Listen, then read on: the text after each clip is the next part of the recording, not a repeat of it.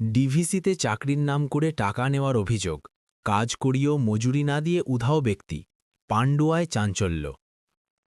ডিভিসিতে চাকরি ও কাজ পাইয়ে দেবার নাম করে একাধিক পরিবারের কাছ থেকে টাকা নিয়ে প্রতারণার অভিযোগ উঠল এক ব্যক্তির বিরুদ্ধে।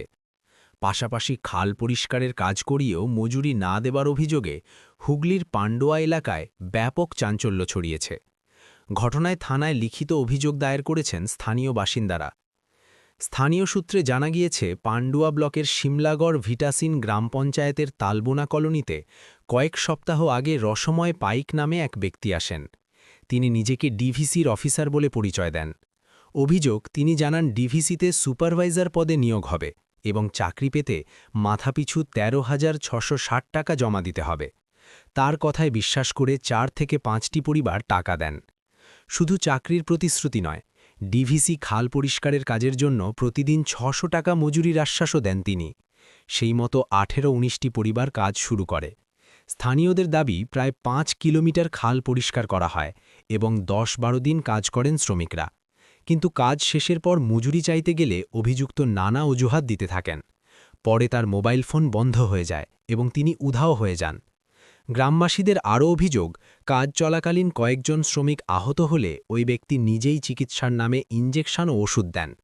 তিনি চিকিৎসক না হয়েও কীভাবেই চিকিৎসা করলেন তা নিয়েও প্রশ্ন উঠেছে।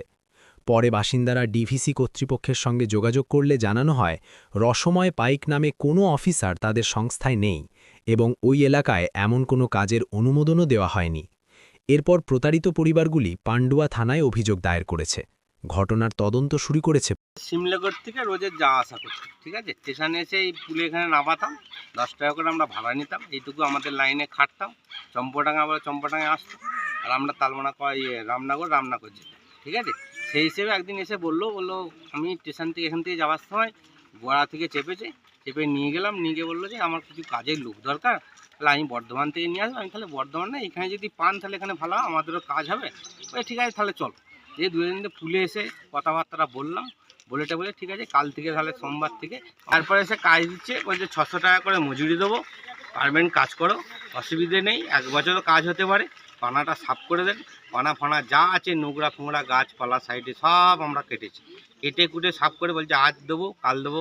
বলছে শনিবার করে সকালবেলা আসবে, শনিবারে পড়া দেবে। শনিবারে 1টার সময় ফোন করছে, আমি এখানে থাকবো না, আমি বর্ধমানে মিটিংয়ে যাব।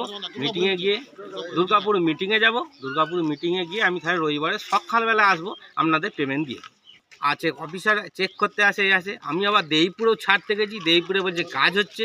এইসব নিয়ে নানা রকম কথা বলে আমাদের ঘরে বলেছে। খালি নেট থেকে আমরা ফটো পেয়েছি, টাকা দেয়নি, উল্টে আমাদের কাছ থেকে পয়সা নিয়েছে। কিলোমিটার মতন পরিষ্কার করেছি থানায় বলেছে, এখন দেখি চেক করি তারপরে। আচ্ছা, কেনেলের যে ডিভিসি কোম্পানি, ওখানে গেছি বইছিতে, ওখানে বলছে আমাদের এখানে কাজ করায়নি।